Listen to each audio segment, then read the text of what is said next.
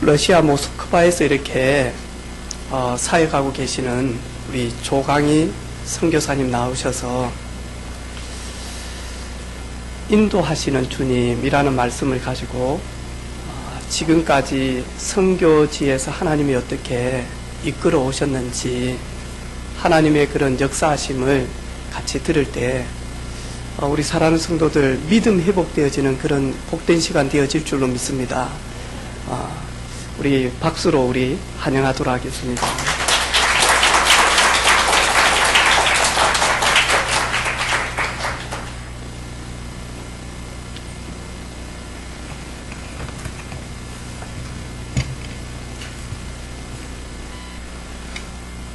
이렇게 우리 창원 은혜빛 교회 목사님과 성도님들이 초대해 주셔서 너무 감사드립니다. 저는 기독교 신앙을 가지면서 만남의 의미를 깊이 깨닫게 되었습니다. 그리고 철저히 믿게 되었습니다. 하나님께서는 우리의 만남을 계획해 놓으셨다는 그 복음성이 더 처절히 저에게 느껴지는 그런 거였습니다. 우리 김영하 자매를 만날 때도 드레스데스라는 신앙훈련 속에서 만났었는데, 이 자매가 러시아에 이제 공부를 하러 오면서 저희 집에서 잠깐 생활하게 됐습니다. 그때 매일 교회 얘기를 할 때, 모 교회를 얘기할 때, 우리 교회는 작지만 이렇게 하고 있습니다. 얘기 들을 때 굉장히 그 교회에 대한 앞으로 정말 불붙듯이 일어나겠구나. 그래서 그 교회 꼭 가고 싶다고 이렇게 생각을 했었는데 오늘 이렇게 오게 되었습니다.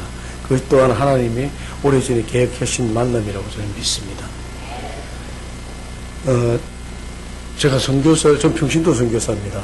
감리교회 파송을 받아서 지금 러시아 모스크바에 17년차 선교를 하고 있는데요. 제가 선교 훈련을 받을 때 은퇴하신 선배 선교사님께서 하신 말씀이 저에겐 굉장히 그 가슴에 꼭 새기게 되었고, 지금까지도 그 말씀을 꼭 되새기면서 선교를 하고 있습니다. 그 말씀이 뭐였냐면은, 선교사가 선교지에 가서 뭘 하려고 해서는 절대 안 된다. 내 힘으로 뭘 하려고 그럴 때 절대 이루어지지 않는다. 선교사가 하는 일은 선교지에서 일어나는, 선교지에서 역사하시는 하나님의 그 역사하심을 보고 그것을 많은 사람들에게 전하는 것이 선교사의 사명이라고 말씀을 하셨습니다. 그래서 저는 17년 동안 선교지에서 많은 하나님의 그 얘기들을 오늘 여러분들과 함께 나누고자 합니다.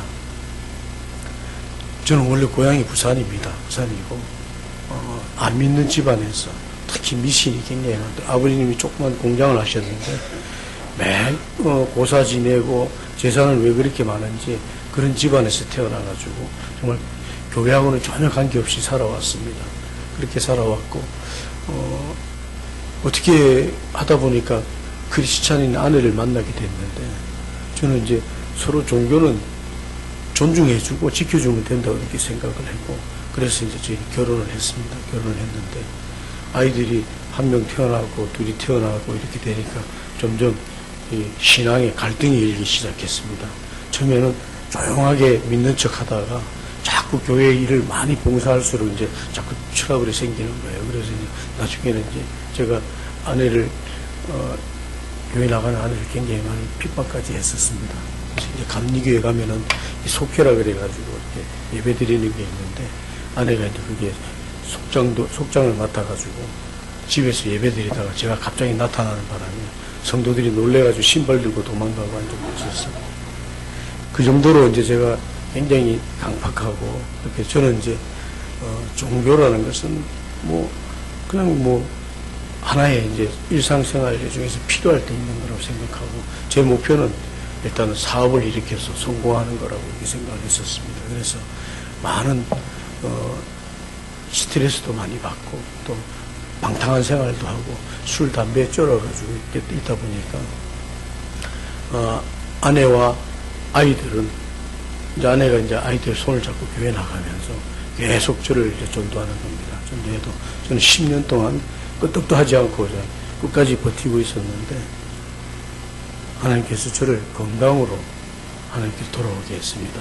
많은 이제 술, 담배와 스트레스에 이제 병원에 갔더니 여러 가지 병명을 얘기를 하면서 그 의사분도 경상도 사람이었는데 서울에서 이러다가 제명에 못 삽니다. 이렇게 얘기를 하더라고요. 근데 그 얘기를 듣는 순간 그게 굉장히 저에게는 충격으로 들려오고, 이렇게 되면은, 이게 아직 젊은 아내와 어린 애들을 어떻게 하나 생각이 되니까 그때 정신이 들더라고요. 그래서 내가 이 생활을 빨리 청산을 해야 되겠구나. 그렇게 하려고 그러면은 교회에 나가야 되겠다. 그래서 그때는 이제 제가 교회 나가겠다 그래서 교회를 나가게 됐습니다. 나가게 됐는데, 교회를 안 나가다가 교회 생활 한다는 게 정말 어렵더라고요. 그리고 옛날 습성이 아직 안 버려져 있으니까 토요일날 친구들 만나서 또 술 한잔 하고 나면 그 다음날 교회도 못 나갈 때도 있고 술 냄새 풍기면서 교회 갈 때도 있었고 그랬었는데, 그걸 이제 보시던 담임 목사님이 저에게 드레스디아스라는 그 영성훈련 프로그램을 좀 갔으면 좋겠다고 아내에게 얘기를 했나 봐요. 아내는 깜짝 놀라면서 이제 교회 겨우 발 디디는데 또 3일 기도원 가는 걸 제일 싫어하는데 기도원 가라 그러면 아마 또 교회를 뛰쳐나갈 테니까 절대 얘기하면 안 된다고 담임 목사님한테 했는데, 그 담임 목사님이 그때 그러셨대요. 조 선생이 참 은혜 받으면 정말 큰 일을 할 수 있는 사람인데, 그러면서 기다리다가 안 되셨는지 6개월 후에 예배 보고 나오는데 이제 한 줄로 계단으로 내려가고 계시고 그래서 목사님 인사하는데 저 손을 붙들고 안 나오시는 거예요. 그래서 한 달 후에 이 3박 4일 시간을 내라고. 저는 대답을 못하고 있는데 뒤에 사람들이 줄을 밀려있고 그래서 일단은 어떻게 해보겠습니다. 그렇게 하고 얼떨결에 나왔는데 그날 저녁에 또 이제 막 아내랑 다퉜습니다. 아니 목사님이 가기 싫다는데 왜 강제로 보내느냐고. 그런데 시간이 자꾸 다가올수록 그때 목사님한테 한 얘기가 자꾸 마음에 부담이 돼가지고 가긴 가야 되겠구나. 근데 내가 3박 4일 동안 그냥 못 있는다. 가서 얼굴만 딱 비치고 얼굴 도장, 눈도장만 찍고 내려와야지. 그러고 이제 가기로 했습니다. 그랬는데 그때 겨울이었는데요. 얼마나 깊숙한 데를 가는지 차가 가도 끝이 없는 거예요. 그리고 나중에는 비포장 도로까지 막 다니면서 딱 내려놨는데 어디 가면 어딘지 아무 때도 모르겠더라고요. 길을 몰라가지고 3일 동안 거기 있게 됐습니다. 근데 다른 사람들은 전부 다 신앙들이 있으니까 굉장히 그것을 은혜를 받는데 저는 그냥 끌려온 상태니까 거의 그냥 잠자고 졸고 막 그러다가 의자에서 이렇게 넘어질 때도 있고 막 이렇게 지냈는데, 그러면서 3일을 지내는 동안에 제가 주위를 보니까 주위 분들은 다들 막 얼굴이 막 빛이 나고 은혜 받는 게 보이는 거예요. 그러니까 저도 나도 똑같이 예비 내고 왔는데 너무 억울하다. 그래서 마지막 날 아침 새벽 기도회 때 그때 이제 주님께 말씀 기도하라 그러니까 기도하면서 주님 이제 제가 주님을 한번 제대로 믿어보려니까 한번 받아주십시오. 그렇게 얘기를 했는데 갑자기 하나님의 음성이 들려오는 거예요. 근데 저는 그 하나님의 음성이 산신령이 얘기하듯이 뭐뭐 했느니라 이렇게 하는 줄 알았는데 제 가슴 속에 타자 타이핑해서 막 가슴에 글자 하나가 쳐지듯이 그렇게 들려오면서 네가 지금 이제 날 받아달라 해서 내가 널 받아주는 것이 아니다. 나는 그동안 너에게 십수년 동안 계속 너에게 다가와서 너의 문을 두드렸는데 너가 빗장을 끌고 열질 않았다는 것이었습니다. 그때 제가 제 입을 통해서 아이고 주님 죄송합니다. 고개를 숙이는 순간 막 눈물이 쏟아지기 시작하는 겁니다. 그리고 막 콧물도 쏟아지고 계속 이제 눈물을 흘리면서 그때 이제 진정 주님을 만났습니다. 그리고 그 이후에 제 삶이 달라졌어요. 그전에는 마지못해 아내에게 끌려다녔는데 그때 주님을 만나고 나서는 제가 먼저 나서서 아침 일찍 서둘러서 애들하고 차 태워서 먼저 가고, 그때는 저녁 예배까지 있을 텐데 아침부터 그냥 주일날 교회에서 사는 거예요. 그래도 그렇게 기쁠 수가 없어요. 그리고 이제 뭔가를 좀 봉사를 해야 되겠다. 근데 그래서 아내가 교회학교에 하길래 교회학교 보조교사로 가서 또 이제 그 어린애들하고 같이 찬양도 하고 그러면서 시간이 될 때마다 제가 주님을 만났던 그 드레스티아스를 봉사하러 다녔습니다. 봉사를 다녔는데 한 10년을 그렇게 봉사를 다니니까 그 단체에서 2000년 6월 달에 러시아에 간다는 거예요. 러시아에 가서 러시아 사람들에게 그 트리스티아스를 해주는데 같이 가자고 이제 모집을 하는데 저는 그때 갈 수 없는 상황이었습니다. 재정도 그렇고 그때 당시에 갈 수 없는 그런 상황이어서 못 간다고 포기를 하고 있었는데 거의 그분들은 오래전에 1년 전부터 조직을 해서 러시아 말도 배우고 러시아 노래도 배우고 막 여러 가지를 준비를 했는데 저는 이제 못 가니까 포기하고 있었는데 그분들이 떠나기 일주일 전에 갑자기 그곳을 책임지는 선교사님한테 전화가 왔어요. 전화가 와서 저 집사님 도저히 집사님 갈 수 없는 사정을 알고 있는데 나도 아는데 이렇게 갑자기 이 책임을 맡은 장로님이 못 가게 되셨다는 거예요. 그래서 지금 그 책임을 맡을 사람이 집사님밖에 없으니까 집사님이 갑시다.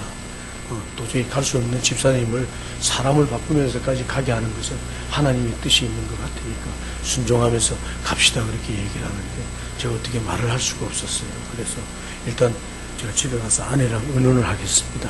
그리고 이제 전화 드리겠습니다. 그날 저녁에 이제 집에 와서 아내에게 얘기를 했더니 아내와 그 선교사는 전혀 만나본 적도 없고 모르는 사이인데 아내도 똑같은 얘기를 하는 거예요. 도저히 갈 수 없는 당신을 사람을 바꾸면서까지 가게 하는데 하나님 뜻이 있는 것 같으니까 내가 다 책임질 테니까 갔다 오라고. 그래서 저는 그 토시 하나 안 틀리고 똑같은 말을 듣는 순간에 깜짝 놀랐습니다. 그래서 그 다음날 전화드려서 가겠다고 그렇게 말씀드리고 마지막 기도에 참석하게 됐어요. 마지막 기도에 참석하는 교회에 다른 사람들은 1년 전부터 기도하면서 준비했는데 저는 일주일 만에 가게 됐으니까 마음이 막 떨리더라고요. 그래서 이제 그 장소를 내려갔는데 마음이 막 떨리니까 화장실에 가고 싶어가지고 가기 전에 화장실 가야 되겠다 해서 화장실에 가서 이제 남자 화장실에 가면 교회에는 그 화장실 위에 이렇게 성경 구절을 이렇게 적어 놓지 않습니까? 계속 마음을 떨리면서 딱 거기 섰는데 그때 그 구절이 오늘 거기 있던 잠언서 16장 9절 말씀이었습니다. 사람이 마음으로 계획할지라도 그 걸음을 인도하시는 분은 여호와시다. 그 얘기가 그 글자가 정말 크게 해서 눈으로 들어오는데 제가 그 얘기를 듣고 저도 아멘 했습니다. 아 그래 내가 가는 것이 아니다. 그러고 나서 제가 그분들하고 합류해서 러시아를 가게 됐습니다. 러시아라는 나라가 어디 있는지도 모르는데 러시아를 가서 굉장히 불안하면서 가게 됐는데 갈 때 비행기 안에서 비행기를 9시간을 타고 가는데 러시아 사람들은 담배를 굉장히 많이 피웁니다.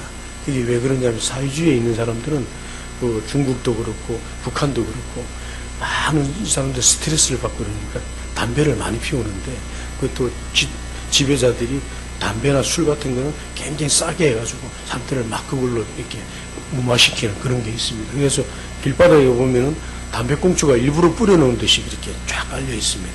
그런데 그 비행기를 타봤더니 그 비행기 안에서도 담배를 그렇게 피더라고요. 담배가 쫙 가는데 9시간 가는 동안에 움직이지 않고 계속 줄담배를 피는 거예요. 그래서 거기 여자 집사님들이 그 옆에 앉았는데 얼굴이 누렇게 떠가지고 안 되겠어. 이제 우리가 자리를 바꿔가지고 저희가 이제 거기 가서 자리를 앉아서 잠깐 자는데 하나님 깨우시더니 얘기를 하시는 거예요. 내가 다 준비해놨다. 다 준비해놨기 때문에 내일 가서 섬기기만 하라는 그 얘기를 주는데 갑자기 막 눈물이 나오는 겁니다. 그래서 그 비행기에 앉아서 계속 우니까 옆에 있는 집사님이 놀래가지고 그랬는데 그때 그 말씀이 저에게는 얼마나 힘이 됐는지 모릅니다. 그러고 나서 러시아를 딱 모스크바를 내려왔는데 모스크바 도착했는데 저는 러시아라는 나라가 옛날에 미국과 소련으로서 세계를 양분해서 이렇게 지배했던 그런 나라였는데 딱 공항에 내리니까 공항이 버스터미널 같은 거예요.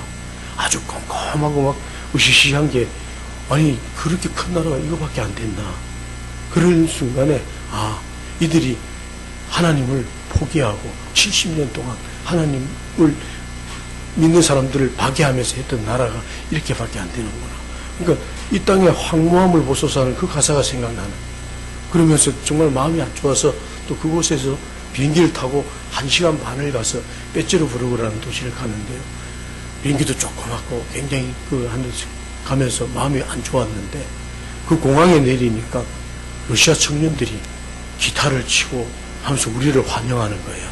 우리가 그때 56명이 갔는데 주의 이름으로 환영합니다 하면서 찬양을 부르는데 또 그 청년들을 보면서 그래, 이 땅에 저 청년들이 있는 한 절대 하나님께서는 포기하지 않으시고 이 땅을 변화시켜 주실 거다.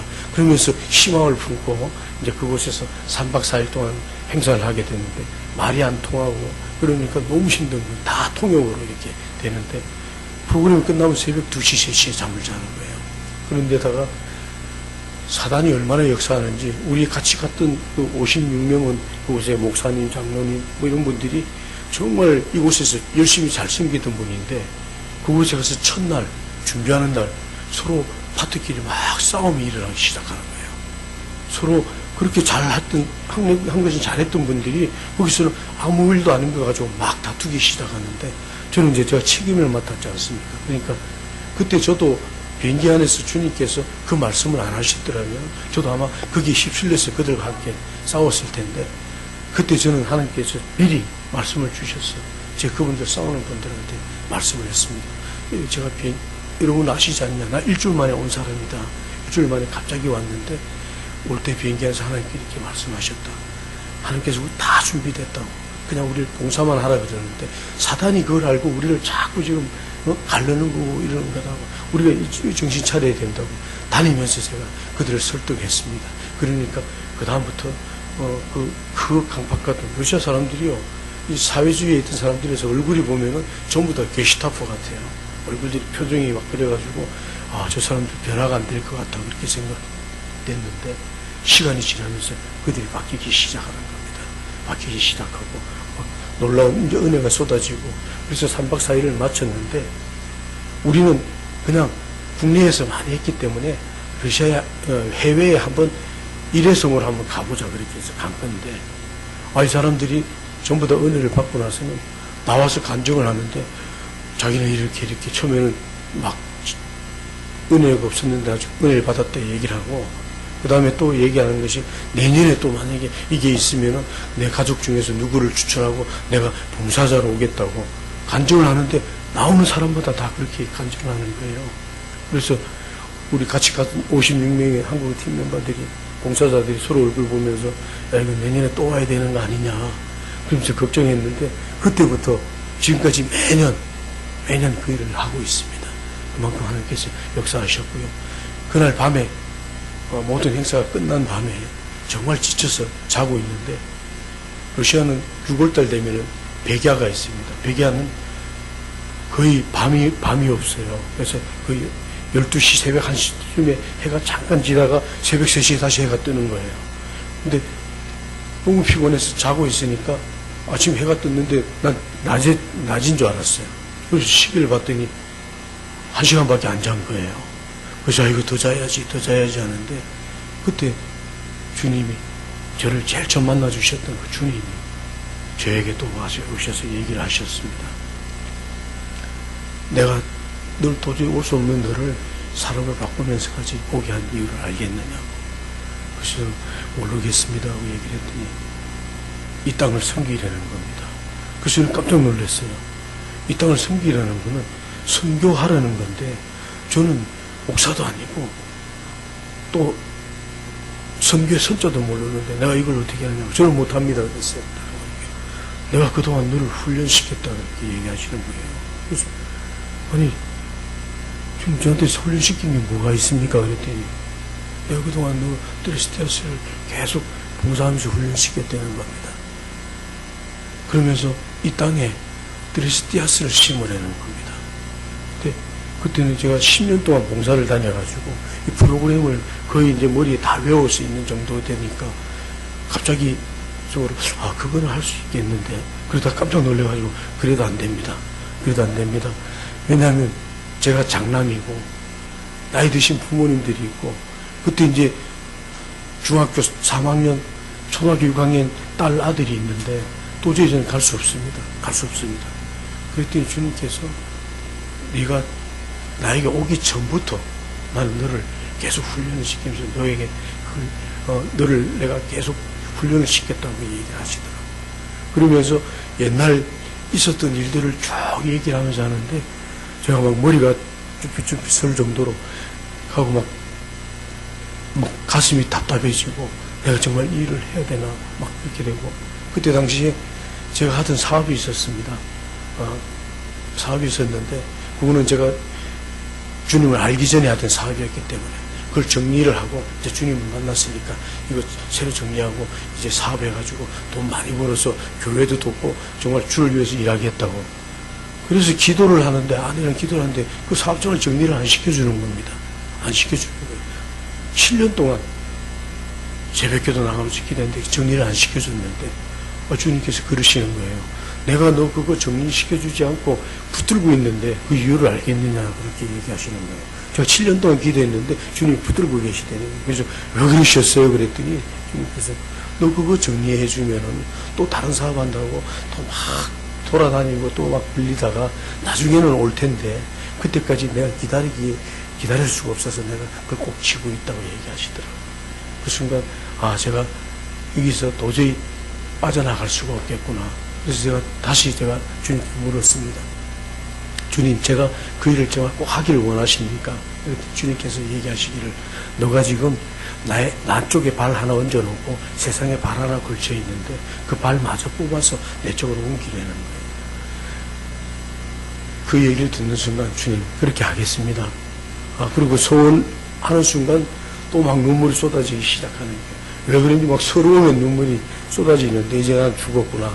이제 서러우면 눈물이 쏟아지는데 주님께서는 자꾸 하나님 말씀을 주시면서 성경책을 가져오라 그러는데 저 멀리 떨어져 있는데 그냥 말씀하시죠 그랬더니 빨리 가져오라는 거예요. 그래서 무릎 꿇음으로 울면서 가서 성경책을 가져왔는데 창세기 12장 1절 얘기를 하는데 창세기 12장 1절을 얘기하는 게 아니고 본토압이 친척이 집을 떠나서 내가 지시할 땅으로 가라 그 얘기를 주는데 창세기인지는 아는데 몇 장인지는 모르는 거죠 아직까지. 그래서 그냥 창세기다 되고 딱 폈는데 그게 펴진 거예요. 12장 1절 펴지고 그 글자가 이렇게 큰 글자가 돼서 속으로 들어오는데요. 그 글자를 보는 순간 또 막 펑펑 울었습니다. 펑펑 울고 이제 난 가야 돼, 이제 일을 해야 되는구나. 그러고 나서 이제 그 다음날 아침에 러시아로 갔던 56명 중에서 많은 목사님들, 장로님들이 많은 거기에 가서 아침 집회를 하고 나서 제가 간증을 하나 하겠습니다. 간증하라고 그래서 간증을 하면서 이렇게 해서 어디서 내게 주님께서 와서 이 땅에 드레스티아스를 심으라고 하십니다. 그래서 소원했습니다. 그래서 저는 굉장히 기뻐하고 박수 치면서 막 격려해 줄 줄 알았는데 분위기가 싸늘한 거예요. 싸늘하면서 아이고 저것도 괜히 선교지 와서 필 받아가지고 가족들 막 데려와가지고 고생시키다가 이제 막 나중에 몰고 떨어져서 살려주세요. 저를 끌어내는 겁니다. 그러면서 그때 책임 목사님이 제가 이제 워낙 강경하니까 그래도 저는 확신이 있기 때문에 돌아와서도 아내에게 있었던 일을 얘기를 했습니다. 아내는 얘기를 들으면서 펑펑 울면서 나는 당신이 떠나자 그러면 어디든지 떠날 준비가 되어 있다고 그걸로 저한테 굉장히 큰 힘을 줬습니다. 근데 이제 주위 사람들이 전부 다 반대하는 거예요. 정말 가려면은 지금 신학을 해서 목사 한 수 받고 가라고. 근데 주님께서는 굉장히 급하시게 부르셨는데 그때까지 아니고 이 일은 또 목회자가 하는 일이 아니라 이 평신도가 하는 일이라고 초교파적인 일인데 만약에 내가 감리교 목사가 돼서 가면은 프로그램을 안만 좋아도 다른 교단에서 저 감리교 프로그램 때문에 안 온다는 겁니다. 그래서 저를 택했는데 저는 지금 가야 됩니다. 그러면서 제가 계속 주장하니까 아무도 이제 말리질 못하는데 저는 이제 제가 생각하기에는 그때가 이제 10월달 그리고 전 나오자마자 그거 정리가 안 되던 사업장이에요. 러시아에 돌아오자마자 한 달 만에 급하게 정리가 돼버리는 거예요. 그래서 더 놀랬고요. 이거 하나님이 이렇게 하시는구나 그렇게 생각하고 있는데 그래서 이제 저는 또 머리를 쓰기를 큰애가 고등학교 1학년 가고 작은애가 중학교 1학년 가면은 새학기 들어가면 등록금 새로 내야 되고 또 교복도 다 새로 맞춰야 되는데 어차피 선교 떠날 건데 고전에 가야 된다고 막 서두르는 겁니다. 서둘렀는데 그럼 일이 빨리 정리가 돼야 되는데 정리가 안 되는 거예요. 계속 일이 터지고 일이 터지는 겁니다. 그래서 내가 잘못 들었나 그래가지고 다시 또 금식 기도원 들어가서 일주일 동안 금식하면서 기도하는데 하나님께서 너 훈련 받고 가라는 겁니다. 그냥 가면은 실패한다고. 선교 훈련을 받고 가라고 그 얘기를 메시지 주셨어요. 그래서 저희 감리교에서는 목회자나 평신도나 감리교에 파송을 받으려고 그러면은 1년 6개월 동안 그 감리교에 지정한 훈련에서 훈련을 마친 자야만 파송을 해줍니다. 그래서 이제 그걸 또 잘 모르니까 그곳에 가서 이제 알아봤는데, 정말 제가 그때 1년 6개월 동안 훈련을 안 받았으면은 정말 제대로 해내지 못하고 돌아올 수밖에 없었던 상황이었더라고요. 보니까 그 훈련이 저에게 어려움 속에서도 끝까지 있을 수 있었던 그런 훈련이었고, 또 그걸 통해서 다시 어떻게 체계적으로 하고 어떤 어려움이 와도 이겨낼 수 있는지를 알게 해주셨습니다. 그랬는데 그때 당시는 2001년도였는데 저희 훈련받을 당시에는 저희 감리교조차도 러시아에 평신도 가서 할 게 없다고 그렇게 생각하시는 거예요. 제가 러시아를 가기 위해서 훈련을 받는다 하니까 평신도 가서 할 일이 없는데 왜 가려고 그러냐고 말리시는 건데, 나도 모르겠다. 나도 내가 그거 가고 싶지 않은데 하나님께서 나라까지 지정해서 가라 그러니까 할 수 없이 가는 거다. 이렇게 해서 훈련을 다 끝나고 이제 파송을 받아서 2002년 3월 27일 날 가족들을 데리고 떠났습니다. 그런데 그때 당시에 저희 부모님들은 아직까지 예수를 안 믿을 때였습니다. 안 믿을 때고, 저희 아내가 굉장히 많이 그 때문에 핍박을 당했는데, 나중에 이제 선교사까지 나간다 그러니까 그때 저희 아버지가 제 교회 다니는 거는 뭐라 그러지 않을 테니까 제발 해외만 나가지 말라고. 그런데도 제가 가야 됩니다. 아버지 딱 5년만 하고 오겠습니다. 제가 그 사람들에게 하는 법을 가르쳐주고, 그렇게 해서 그들이 병원에서 할 수 있으면 난 빨리 돌아오겠다고, 5년만 하고 오겠다고. 그래서 겨우 허락을 받고 내 가족이 이제 모스크바를 갔습니다. 모스크바에 가는 동안에 저희는 이제 1년 6개월 동안을 아무 일도 없이 훈련만 받다 보니까 이제 좀 가지고 있던 것도 이제 다 쓰게 되고 이렇게 됐는데, 하나님께서는 그 손에 쥐고 있는 걸 다 쓰게 만들고 보내시더라고요. 혹시 그거 가지고 그거 믿고 갈까봐 그냥 그걸 다 쓰게 돼서 이제 아무것도 없으니까 이제 하나님만 의지할 수밖에 없으니까 그렇게 보내시면서 말씀하시기를 내가 다 책임지겠다. 다 책임지겠다. 그 한 말씀을 주셨어요. 그래서 그거 하나 믿고 이제 가족이 비행기를 타고 갔습니다. 갔는데 딱 가니까 러시아가 이상한 그 분위기가, 굉장히 위험한 분위기가 생기는데, 그게 뭐냐니까 러시아에 이 국수주의자들이 생겨가지고요. 그러니까 그 스킨헤드라 그래가지고 머리를 빡빡 깎고, 그 이제 타민족들, 특히 동양인이나 타민족들을 막 테러하고 하는 그런 게 막 극성을 부리던 때였습니다. 근데 우리가 갈 때가 최고조로 이제 막 돼가지고, 그게 러시아에 가면은 고려인이라고 우리 동포들이 거의 살고 있습니다. 오랫동안 3세대, 4세대 살고 있는데, 그 사람들도 그 나라 국민인데도 얼굴 색깔이 다르다고 막 테러하고 이렇게 해서 당하고, 중국에 온 사람들도 막 테러 당하고 이런 상황이었었어요. 그래가지고 그 고려인들, 그 나라 국민들인 고려인들조차도 그 기간이 또 언제냐면은 히틀러 생일에는 특히 더 심합니다. 그때가 4월 20일 이래가지고 그렇게 했는데, 우리가 딱 들어간 때가 그때였어요. 그랬는데 그 고려인 같이 이제 고려 동포들도 지금 나 다니면 안 된다고, 우리 이럴 때는 학교도 안 보낸다는 거예요. 다니면 안 된다 그러는데, 우리는 그래서 선교사로 왔는데 그렇다고 어떻게 교회를 안 갈 수가 있냐, 말이 안 된다. 그래서 이제 또 교회를, 러시아 교회 조그만 교회를 가자마자 이제 도와주기로 했거든요. 그 교회가 가보니까 찬양을 도와주는 사람이, 이거 반주하는 사람도 없어가지고 그 전도사님이 탁자 치면서 찬양을 하는데, 저희가 도와주겠다 그래서 저와 아들이 기타를 치고 딸이 이제 율동을 하면서 도와주는 교회였는데, 우리가 안 가면 안 된다 그래가지고 기타 뭐 이런 걸 갖다 끌고 메고 가는 거예요. 가는데 그날도 이제 굉장히 그러던 중에 이제 그 몇 사람이 죽었습니다. 죽어가지고 이게 이제 막 크게 나왔는데, 그 이제 그 스킨헤드들이 중국 애들을 막 때리는데, 이제 중동 사람처럼 생겼는데 그 사람들 다 러시아 사람이에요. 그 사람이 왜 그러느냐고 말렸는데, 그 사람도 그 생긴 게 이민족이라고 두드려가지고 그 사람 죽였어요. 그런데 그게 굉장히 문제가 되니까 대통령, 푸틴 대통령이 이거는 우리가 200인종이 같이 모여서 사는데 이건 말도 안 된다고 대통령이 딱 한마디 내리니까 스킨헤드들이 싹 감춰버렸어요. 그전에는 동네 껄렁패들도 머리 다 빡빡 깎아가지고 스킨헤드처럼 이렇게 보이게 해서 공포를 만들었는데 전부 다 이제 머리 깎아간 애들이 모자 쓰고 숨어버린 거예요. 지하철에 그걸 많이 했었는데.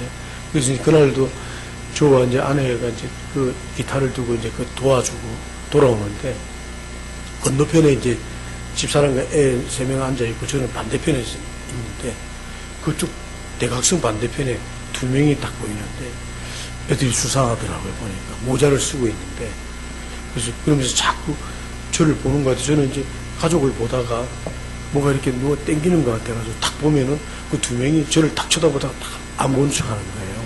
그래서 딱 봤더니 이 주머니에 쇠사슬이 이렇게 딱 걸려있는 게 보이는데 걔네들이 그걸로 이제 린치를 하고 그러는데 아 스킨헤드구나.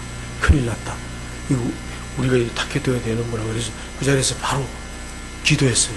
저 앞에 이제 가족들은 건너편에 있고 아무것도 모르는데 주님 지금 우리가 위험에 처해 있었습니다. 이거 도와주셔야 됩니다. 저희들이 우리를 노리는 것 같습니다. 기도하고 이제 막 간절하게 기도하고 아멘하고 눈을 떴는데 그러고 나서 어떻게 하나 봤는데 제 앞에 뭐가 가려져 있는 거예요. 그래서 이게 뭐야 가지고 봤더니 얼룩무늬를 그러니까 특수경찰이 거기 와가지고 저를 딱 등을 안고 그 2명을 딱 째려보면서 너네들이 내가 알고 있다. 너네들이 행동을 하면 내가 잡아넣겠다는 식으로 딱 서 있는 거예요. 아, 지금 주님께서 금방 응답하셨구나. 그러니까 애들 2명이 걔네들이 당황해가지고 어쩔 줄 모르다가 지하철에 서니까 바로 내리는 거예요. 내리니까 그 특수경찰 같이 또 내려서 다음 칸에 또 가는 겁니다. 그러니까 아내와 아이들은 모르는 거죠. 모르는데 이제 집에 와서 제가 이제 그 얘기를 했더니 깜짝 놀라는 거예요. 아까 우리 찬양에 부른 것처럼 두 손으로 주님이 이렇게 덮어주시고 가려주셔가지고 알려주셨다. 그렇게 정말 인도하셨습니다. 그렇게 하고 또 저희 사역도 처음에는 그렇게 가서 아무것도 모르기 때문에 바로 할 수 있어요. 그래서 이제 뭐 러시아 크리스천들 집회만 있으면은 가가지고 말도 잘 모르니까 그 우리 고려인이 써준 러시아 말을 프린트해가지고 그걸 계속 나눠줬습니다.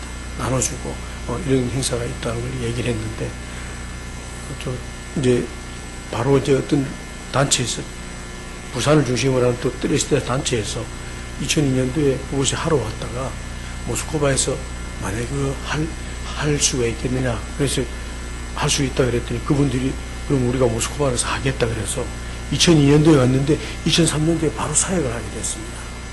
저는 그렇게 빨리 할 줄 몰랐어요. 최소한 한 5년에서 7년 정도 그 안에 내용을 알고 그 다음에 준비할 수 있겠구나 이랬는데 간에 바로 1년 만에 그 일을 하게 한 거죠. 그래서 말도 모르고 그들 문화도 모르지만은 계속 사람들 만나는 사람마다 종이를 줘서 우리가 이제 하자고 우리 한국에서는 32명이 와서 이제 봉사 같이 도와주니까 이렇게 했는데 물자가 그때는 없었습니다. 러시아가 물자가 없어가지고 그 일을 하는데 굉장히 어려움이 많았어요. 그런데도 어떻게 하는지 사람들이 많이 왔어요. 많이 와서 거의 200명이 모여가지고 그 일을 하는데 200명이 모여있는데 거기 차가 한 대도 없는 거예요. 자전거도 하나 없는 거예요. 뭐 필요하면 뭘 사러 가야 되는데 그게 없어가지고 막 걸어서 가고 동네 사람들한테 차 빌려서 돈 얼마 줄 테니까 해서 시장 나가서 물건 사고 이렇게 하면서 어렵게 그걸 치렀는데 그래서 사람들은 굉장히 그걸 통해서 은혜를 많이 받았어요. 그들이요. 그래서 그러고 나서 또 1년이 지났습니다.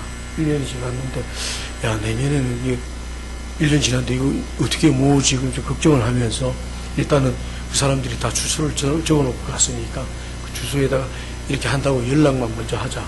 그래서 거기는 전화도 잘 안 되니까 그때 당시에는 편지를 해서 다 보냈는데요. 난리가 났습니다. 그들이 막 연락이 오기 시작하는 거예요. 우리 가족 중에서 누굴 보내고 막.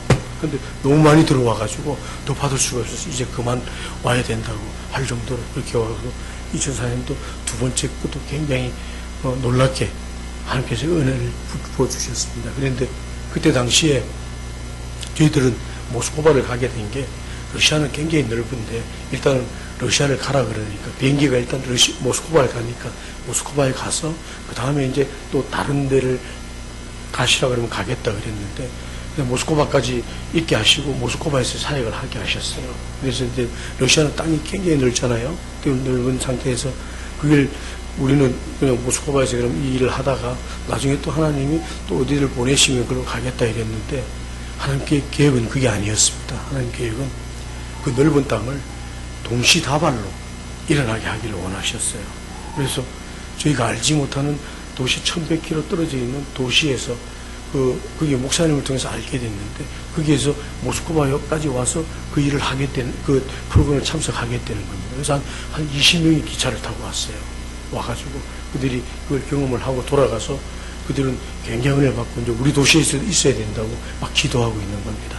기도하고 있는데 또 그때 마침 한국에서 어느 교회에서 우리도 러시아에 선교사를 하나 파송하려니까 우리가 좀 봉사를 해야 되는데 소개를 시켜달라고 연락이 왔어요. 그래서 하나님께서 이렇게 맞추시는구나. 그래서 거기다 연락을 하고 또 그곳에 있는 선교사님이 센터를 하나 구입을 했는데 그때까지 다 리모델링이 다 되니까 그렇게 되면은 거기서 하자고 장소 있고 이제 또 도와주는 사람이 거기서 된다고 했는데 그 장소는 지금도 아직 리모델링이 안 끝났습니다. 아직까지 리모델링을 하고 있는데도 하나님께서는 열게 하기 위해서 그때 당시에 말한 그런 조건이 없었으면 우리가 엄두도 못 냈을 텐데 그 하게 하기 위해서 일단은 다른 장소를 빌려서라도 하게 하고 그리고 그곳에서도 또 막 그같이 일어나기 시작했습니다. 그냥 시작했는데 저희가 물론 해외에서 산다는 것이 그리고 항상 불안 속에서 산다는 것이 굉장히 어려움이 많았었습니다. 애들도 그렇고 학교 다닐 때도 그렇고 이랬는데 그러면서도 우리가 이제 사역을 이렇게 할 수 있었던 것은 저희를 돕는 사람들이 러시아 사람들 중에서 은혜를 받고 주님을 제대로 만난 사람들은 아무 대가 없이 그들이 오히려 회비를 내고 봉사하러 오는 겁니다. 그들 때문에 그 일을 할 수 있는 거지 우리는 할 수 없는 건데 그러면서 이제 두 번째 것도 이제 잘 또 더 크게 이제 되는 가운데 2005년도 2월 달에 저희 집에 굉장히 큰 일이 일어났습니다. 아들이 그때 16살인데 그 아들이 이제 좀 더 이 러시아에서 제대로 생활을 하려고 그러면은 러시아의 아이들하고 같이 생활을 해야지 말도 빨리 배우고 그렇게 돼서 기숙학교를 그때 미국에서 어느 교회가 베체르부르크라고 700km 떨어진 곳에 고등학교 그러니까 우리나라 고등학교 같은 그 학교를 세웠어요. 그래서 이제 러시아 애들을 하는데 거기를 제 아들을 보내게 됐습니다. 기숙학교고 러시아 애들하고 같이 먹고 자고 같이 공부하고 방학 때만 오는 거예요. 방학 때 오는 건데 2005년도 2004년도에 이제 그 일 학교를 들어가서 2005년도에 애가 방학 때 왔는데 러시아는 겨울 방학은 3개월입니다. 3개월인데 여름 방학은 열흘밖에 안 돼요. 겨울 방학은 여름밖에 안 돼요. 여름 방학은 3개월인데 아이가 그 열흘인데 겨울 방학에 왔습니다. 와가지고 돌아갈 때가 되니까 갑자기 제 방으로 오더니 아버지 기도 좀 해주세요. 그러시는 거예요. 그래서 무슨 일이 있는데 그랬더니 저는 그때 아이가 16살이었어요. 16살인데 700km를 혼자서 기차 타고 러시아 사람들 속에서 혼자 타고 혼자 오는 거예요. 근데 그 아이가 얘기하기를 그 학교에 가 있으면은 다 잊어버리고 아이들하고 잘 지낸대요.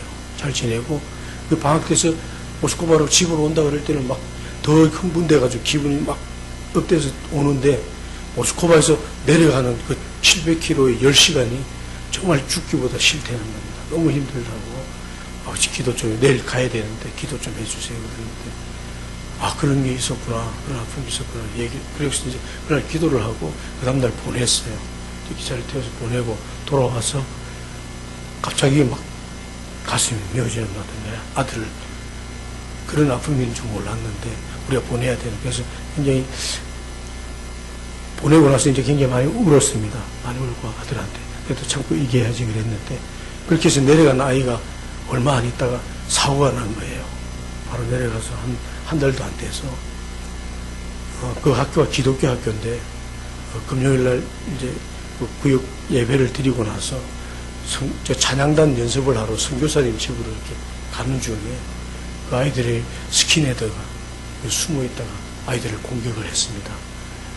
아이들 3명이 선배 2명하고 저 아이가 이제 베이스 기타를 치는데 들어가는데 그 스킨헤드들이 이 빼짜리에 가면 빼짜리는 300년 전에 생긴 도시입니다. 그 왕이 지은 도시이기 때문에 건물들이 전부 다 앞에 전면에 있고 동그랗게 이제 타원형처럼 되어 있는데 안으로 들어가서 이제 집으로 들어가게 되어 있습니다. 출입구들이 다 그렇게 마차가 그렇게 들어가서 이렇게 달도 되어 있는데 그 들어가는 데가 굉장히 어둡고 위험한 데거든요.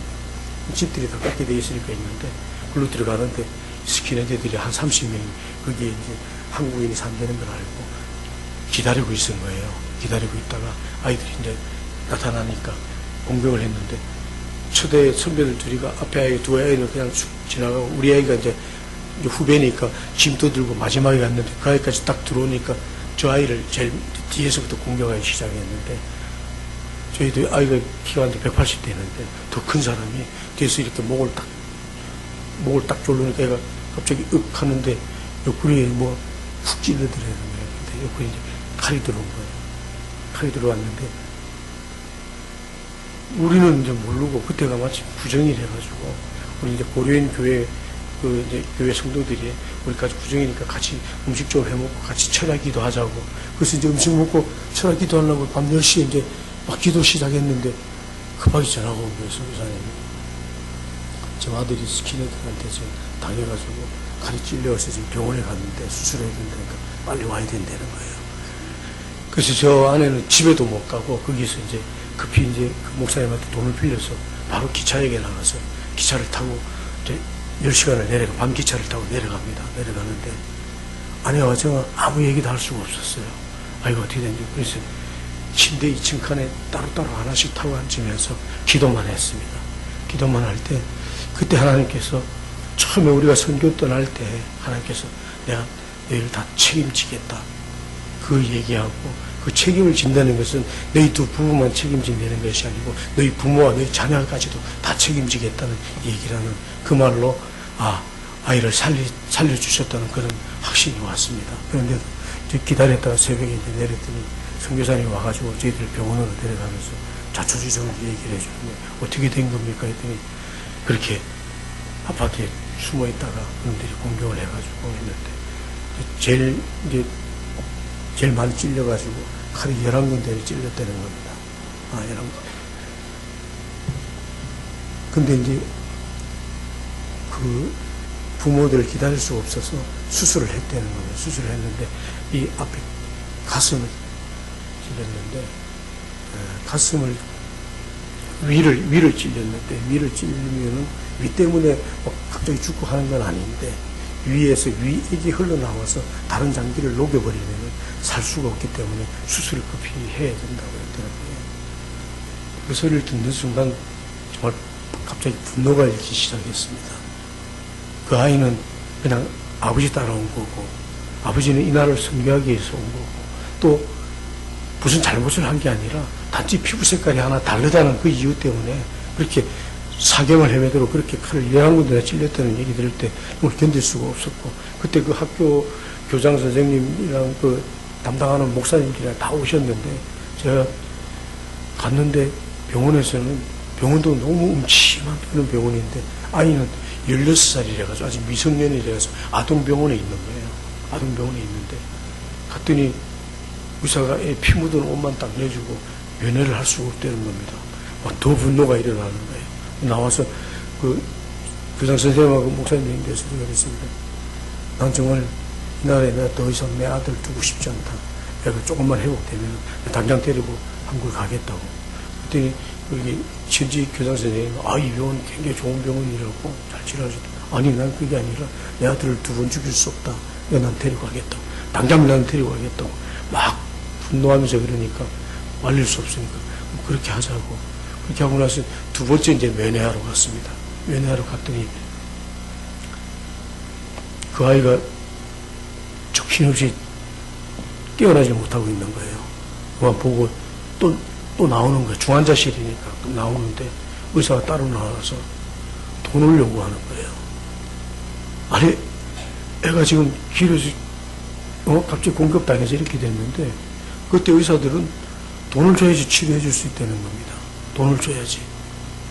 그래서 얼마를 달라고 그러냐니까 500달러나 50만 원을 달라요.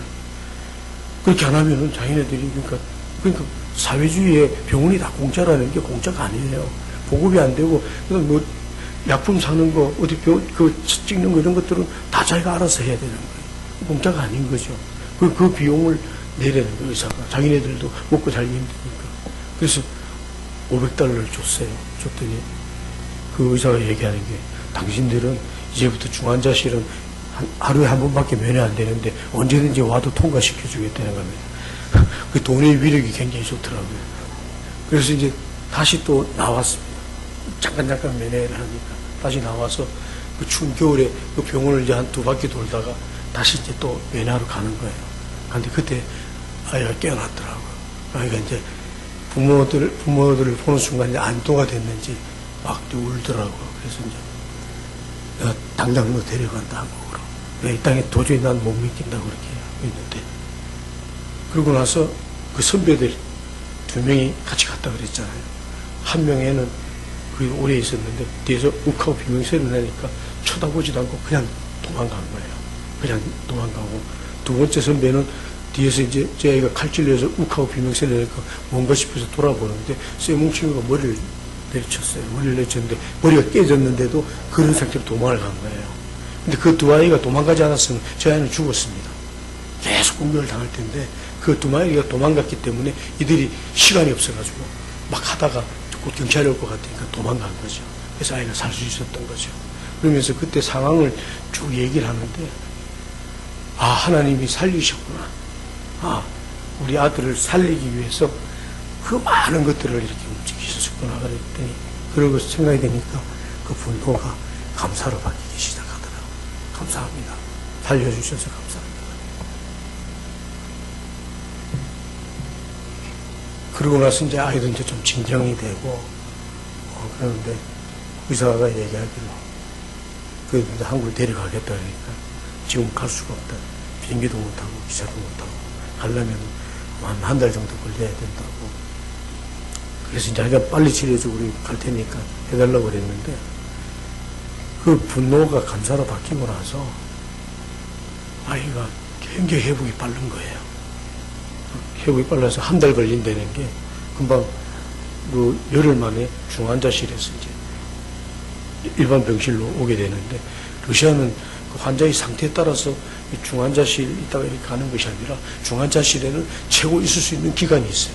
5일밖에 못 있는 거예요. 그리고 무조건 일반 병실로 가야 되는데 저 아이는 이제 돈을 500달러나 줬으니까 그리고 사건이 워낙 커가지고 국내에서나 러시아에서도 막 신문에 나고 문제가 커지니까 애들이 열흘 동안 중환자실에 이렇게 그걸 하게 된 겁니다. 이제 저는 이제 하나님께 감사는 했는데 이제 저 아이가 이제 제대로 회복되면은 이제 어떻게 될지 우리가 여기 계속 있어야 될지 아니면 돌아가야 될지 아이가 정말 그 공포에서 이겨내지 못하면 우리 돌아가야 됩니다. 그래서 그것도 하나님께 기도하면서 아이가 회복실에 오게 되면은 우리가 기도하고 그 아이가 이제 의향을 봐서 도저히 애가 안 될 때 우리가 그냥 철수해야 되는데 그러면서 하나님께 기도했습니다. 하나님 정말 우리를 잘 인도해 주시고 이 사역을 이렇게 멈추지 않게 해달라고 그렇게 기도했는데 그러면서 이제 아이가 회복실에 오면 얘기를 하려고 준비하고 있는데 회복실에 오자마자 아이가 먼저 얘기를 하더라고요. 열흘 동안 러시아 사람들하고 러시아 간호사들, 러시아 의사들, 러시아 환자들 속에서 있으면서 움직일 수가 없고 천장 보면서 기도하고 혼자서 찬양하면서 그렇게 하는 중에 하나님께서 자기를 찔렀던 아이들을 용서하는 마음을 주셨다는 거예요. 그 아이들도 자기 또래 그 걔네들도 그 칼 찌르고 하는 거를 16살짜리 이하를 시킵니다. 그러면 그 죽어도 크게 죄를 안 받습니다. 근데 17살만 되면은 어른 그 형량을 받아야 되기 때문에 건벌을 받는데 그러니까 16살짜리를 시키는 거예요. 자기 또래 아이를 시키는데 그 아이들이 자기하고 무슨 원한이 있고 뭐 감정이 있어서 그런 게 아니고 단지 잘못된 어른들이 그 아이들을 막 부추겨가지고 세뇌해가지고 너네 부모들이 이혼하고 못 사는 것도 다 저 외국에서 온 놈들 때문이라고 그렇게 하면서 칼을 쥐어주고 시키기 때문에 하는 거다. 그런 마음을 주시고 그렇기 때문에 그 아이들을 용서한다고 그 마음을 얘기를 할 때 저는 또 하나님께 또 감사를 드렸습니다. 주님, 감사합니다. 우리가 여기서 포기하고 돌아가지 않게 하시고 이를 계속 할 수 있게 해주셔서 감사합니다. 그러고 나서 아이가 굉장히 빨리 회복이 됐어요. 2주 만에 그래서 이제 기차를 타고, 비행기는 좀 아직도 무리다 그래서 기차를 타고 10시간을 이제 타고 올라와서 또 거기서 또 모스크바에서 좀 몸조리를 하고 비행기를 타고 한국을 왔습니다. 한국을 왔는데 한국에서도 그때 뭐 기자들이 막 있고 일산병원에 이제 갔는데 일산병원에서 이제 발칵 뒤집혀가지고 왔는데 다 조사를 했더니 수술은 잘 됐다는 거예요. 몰라요. 그런데 이제 수술이 이제 너무 이들이 무식하게 수술해서 흉터는 많이 남았는데 그래도 수술은 잘 됐는데 한 가지 이제 그 아이가 이제 막 칼을 이제 찔릴 때 누워 쓰러져 가지고 계속 이제 아이가 어릴 때부터 태권도를 했거든요. 태권도 막 발기질하면서 이제 막 저항을 하니까 막 밑에서 이렇게 안 되니까 한 명이 얼굴을 칼을 찔렀는데 아이가 손으로 이렇게 막았대. 손을 막았는데 칼이 이제 손을 뚫고 지나간 거죠. 뚫고 지나갔는데 그 뼈도 안 다치고 이게 힘줄도 안 끊어지고 신경만 끊어졌다는 거예요. 근데 신경만 끊어졌는데 아이가 기타를 치는데 이거 신경을 좀 어떻게 할 수 없냐 그러니까 한국의 의사가 얘기하기에 저 신경은 지금 꾸며버려가지고 다시 열 수도 없고 열어도 찾지를 못한다는 거예요. 찾지 못하기 때문에 그냥 저게 또 신경이 저절로 붙는 경우가 있대요. 저절로 붙는 경우가 있으니까 그렇게 기도하면서 그 길밖에 없다 그랬는데 정말 저절로 붙었어요. 저절로 붙어서 지금도 기타를 잘 치고 있고요.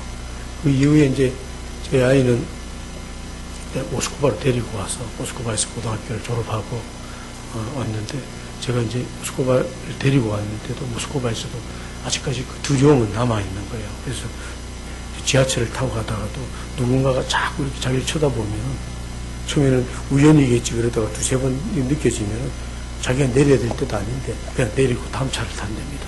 어떻게 될지 몰라요. 그런데도 그 아이가 빨리 회복될 수 있었던 것은 우리 같이 사회가 우리를 도왔던 러시아 사람들이 정말 그 아이를 사랑으로 감싸줬습니다. 그리고 그들이 그 뉴스를 듣고 그 방송을 듣고 와가지고 그들이 우리 앞에 무릎 꿇고 울면서 미안하다. 당신들 아무 죄가 없는데 우리 민족이 이렇게 해서 미안하다고 하면서 아이를 더 사랑으로 돌봐줘서 그 아이가 빨리 회복이 됐습니다. 그래서 대학까지 다니고 그래서 대학을 다니다가 이제 군대를 가야 돼서 한국을 왔는데 한국은 자녀들이 군대에 면제되면 좋아하잖아요. 군대를 안 가기를 원하지 않습니다. 근데 저희는 신체검사를 받으러 갈 때 내가 합격했다 그랬을 때 너무 기뻤습니다.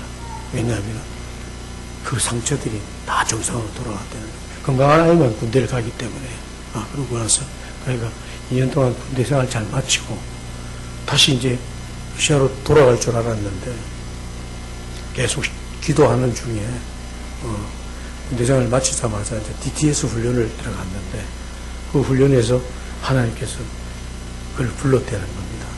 자기를 불렀다고 내가 너를 살리고 또 쓰기 위해서 불렀다고 그래서 러시아에 돌아가지 않고 한국에서 이제 신학대학 편입시험을 봐서 신학교를 졸업하고 또 결혼도 하고 지금 이제 손녀 딸까지 놓고 지금 이제 올해 이제 대학원 졸업반입니다. 교회에서 전도사 생활하면서 건강하게 잘 지내고 있습니다. 그런 것들이 저희가 살면서 하나님께서 책임지겠다고 하셨던 것을 정말 책임져 주셨고 그 다음에 그 일로 인해 가지고 더 많은 사역이 아주 활발하게 일어나서 처음에는 모스크바에서만 이제 그런 브레스티아스 운동을 할 줄 알았는데 모스크바를 비롯한 러시아의 다섯 개 도시에서 지금 그 일을 하고 있고요. 그 다음에 옛날에 소련에다가 지금 독립된 나라, 두 군데 나라에서 지금 그 일을 하고 있고, 그렇게 많은 사람들을 이루어 주셔서 그 일을 하고 있습니다. 얼마 전에, 저희 이제, 하나님께서 또, 저는 이제 러시아에서 청소년 사역을 하고 있습니다. 청소년들이 14살부터 20살까지도 그들이 브레스티아스라는 성경운동을 통해서 그들이 변화되고, 막 방황하던 애들이 이제 따고 있는데, 3년 전에 하나님께서 한국에 잠깐 나와 있을 때, 너 러시아 청소년들은 책임지고 한국 청소년들은 어떡할 거냐고 아주 강하게 질책하시면서 일을 주셔서 그때 기도하면서 이 한국에 있는 그 운동을 사랑하는 사람들하고 기도하던 중에 우리가 청소년들을 위해서 뭔가를 해야 된다. 그래서 올 1월 달에 논산에서 청소년 TD를 했습니다. 그래서 이제 우리 은혜빛 교회에서도 세정이하고 세연이죠. 그다음에 두 학생이 와가지고 3명인가 와가지고 했는데 청소년들도 처음에는 힘들었지만은 그들이 바뀌어지니까 나중에 처음 들어올 때 그러니까 3일 후에 돌아갈 때 아이들은 완전 다른 모습이었습니다. 그리고 그들이 정말 그 3일 동안에 저처럼 똑같이 그 기간 동안 주님을 만나서 그들이 이제 앞으로 이 우리 대한민국의 중요한 크리스찬 지도자로서 커나갈 것을 저는 믿습니다. 또 많은 그곳에서 많은 일들이 있었는데요. 우리 목사님께서 시간을 너무 많이 주셔가지고 오후에까지 또 시간을 주셔서 제가 그 일어났던 일들 우리가 하면서 하나님 역사하셨던 일들을 오후 예배 때도 제가 또 말씀드리도록 하겠습니다. 여러분, 저는 그 은혜빛 교회 우리 영화 자매를 통해서 알게 됐지만은 그 만남이 같이 함께 기도하게 되고 그 기도를 통해서 러시아뿐만 아니라 시아에서 또 곳곳에 전역에 예수 그리스도의 사랑이 전해져서 많은 사람들이 저와 같이 정말 모르다가 얼떨결에 됐지만 또 주를 위해서 이렇게 하나님께서 쓰시고 또 이제 우리 젊은이들은 처음부터 또 제대로 훈련시켜서 좋은 곳에서 사용하게 될 줄로 믿습니다. 여러분 러시아를 위해서 기도해 주시고 또 트리스티아스를 위해서 기도해 주시면 저희 열심히 사역하겠습니다. 감사합니다.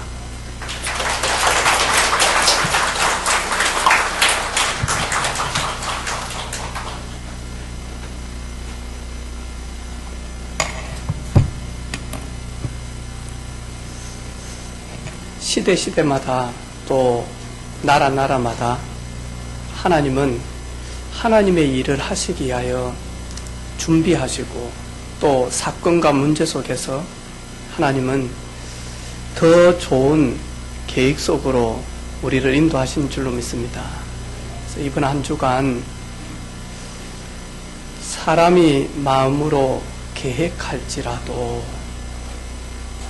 혹시 내 뜻대로 내 계획대로 잘 안 되어질 때